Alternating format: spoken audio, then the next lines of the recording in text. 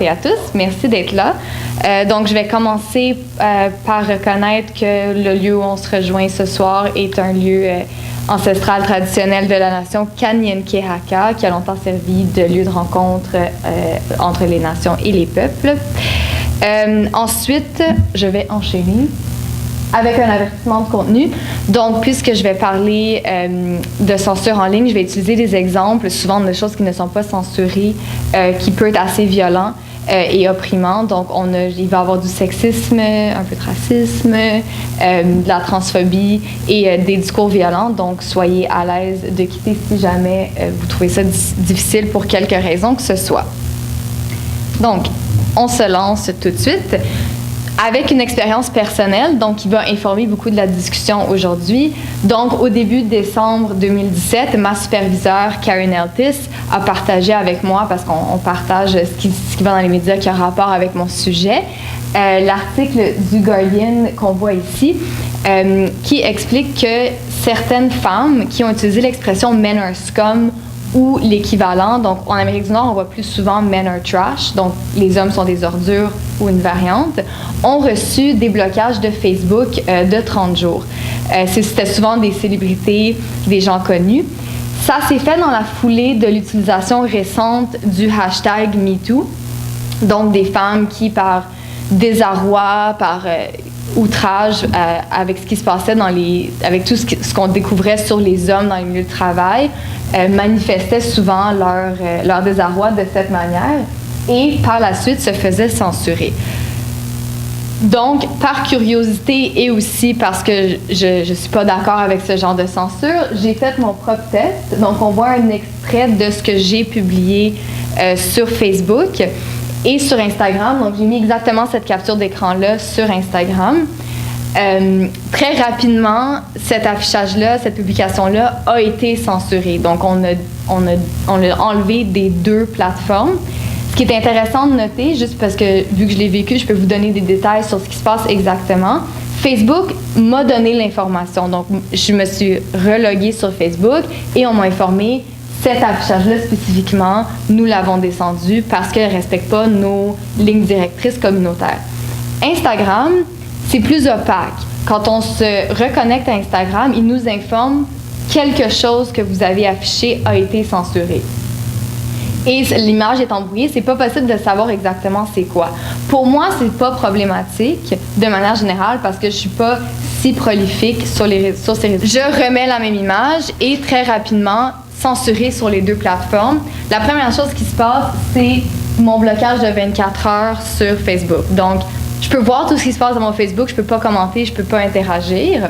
Par contre, l'affichage a été enlevé d'Instagram, mais j'avais encore accès à mon compte. Donc, ce que j'ai fait, c'est que j'ai publié exactement cette capture d'écran-là, le Your Temporary Block from Posting, sur Instagram. Et quelques heures plus tard, là, j'ai reçu la notification que mon compte avait été complètement désactivé. Ici encore, il y a une différence au niveau de la sanction entre les deux plateformes. Donc, Facebook bloque pendant 24 heures. Instagram, tout mon contenu est parti, plus personne ne peut le voir. Moi, j'ai plus accès. Donc, c'était quand même frustrant. C'était des heures de travail. J'avais commencé à bâtir un following, des gens qui regardaient mon compte. Et c'est complètement disparu. Et là, je travaille à le revoir. Ce que j'ai découvert aussi par la suite, c'est que l'adresse IP de mon téléphone, avec laquelle j'avais créé le compte initialement, est bloquée. Donc, je ne peux plus créer de compte. J'ai réussi à me créer un nouveau compte sur le iPad de ma mère. J'ai accès sur mon ordi parce que j'ai reçu un nouvel ordinateur à Noël. Et sur d'autres plateformes, mais mon téléphone, je peux toujours pas me connecter dessus. Donc, vraisemblablement, de mon téléphone, je ne pourrai jamais avoir accès à mon nouveau compte où j'essaie de rebâtir mon activisme.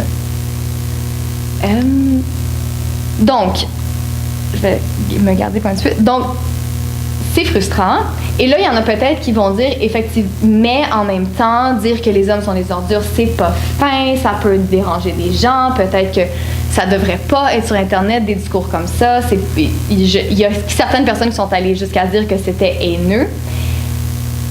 Certes, je suis pas d'accord avec ces propos, mais du moment qu'on dit qu'il ne devrait pas avoir ce genre de discours, il faudrait au moins qu'il y ait une cohérence à l'intérieur des plateformes. Et ce qu'on remarque, c'est qu'il n'y en a pas. Donc là, je vais vous montrer des exemples. Et là, je m'excuse, il y en a beaucoup, mais c'était très difficile de choisir parce que c'est vraiment pas difficile d'en trouver.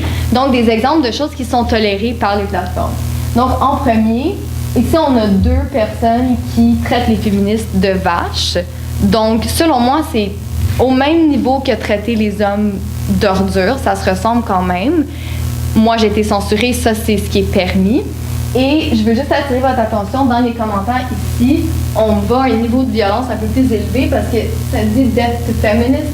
Donc, on souhaite la mort aux féministes. Et ça a été, à ma connaissance, c'est encore affiché sur Facebook. Ici, encore une fois, on a un niveau de violence plus élevé. SJW, c'est pour Social Justice Warriors, donc des activistes qui se battent pour la justice sociale. On les invite à prendre une pine d'une grenade, donc à s'exploser littéralement. Ici, on a une joke de très mauvais goût, donc une joke de viol, encore une fois, qui a été publiée autour du moment où il y avait toute la controverse et le scandale avec Bill Cosby. Donc, encore une fois, qui peut être très blessant et néfaste et donne l'idée qu'on peut rire du viol. Ici, on a un compte Instagram dont le nom est juste ouvertement capacitiste. Donc, et je veux attirer aussi votre attention au hashtag ici. Donc, on a America avec 3K. Une utilisation de la croix gammée on l'a mis avec le F vraisemblablement pour faire un lien avec l'expression feminazi. Donc, quand on compare les féministes aux nazis, mais c'est quand même une croix gammée. C'est quand même un symbole qui est assez violent. Le compte est encore 250 followers.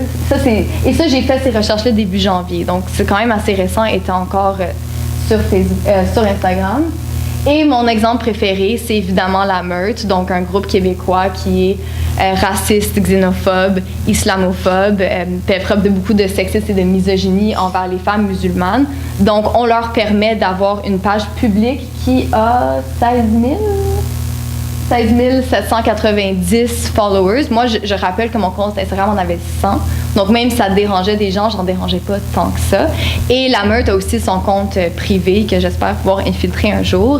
Mais c'est quand même, donc j'ai descendu sur la page et il y a quand même des propos qui sont assez dérangeants et on leur permet de maintenir cette page. S'il y en a qui voudraient encore faire la comparaison et dire que ce que j'ai dit, c'était pas fin et que ça devrait être censuré et que peut-être que tout ce qui est pas fin devrait être censuré. Ça, c'est un exemple qui me mystifie encore à ce jour. Donc, le compte ici, Plenty of Weirdos, a partagé cet article-là qui parle de filles noires qui étaient menacées de suspension pour avoir été à l'école avec leurs cheveux naturels. Et ça a été constamment censuré. Et pas, elle l'a remis. Donc, ça, c'est...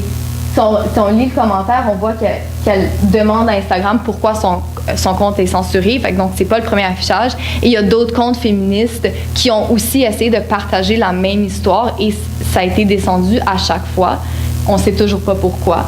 Donc, il y a vraiment une incohérence au niveau de ce qui est permis et ce qui est pas permis. Et là, ce soir, je ne veux pas discuter de ce qui devrait être permis et ce qui ne devrait pas être permis parce que c'est une question qui est compliquée. Ça met beaucoup de choses en jeu. Vous pourrez lire ma thèse de doctorat quand j'aurai terminé à ce sujet. Mais je veux souligner le problème vraiment que cette situation-là pose au niveau de la justice fondamentale, au niveau de nos principes de justice fondamentale.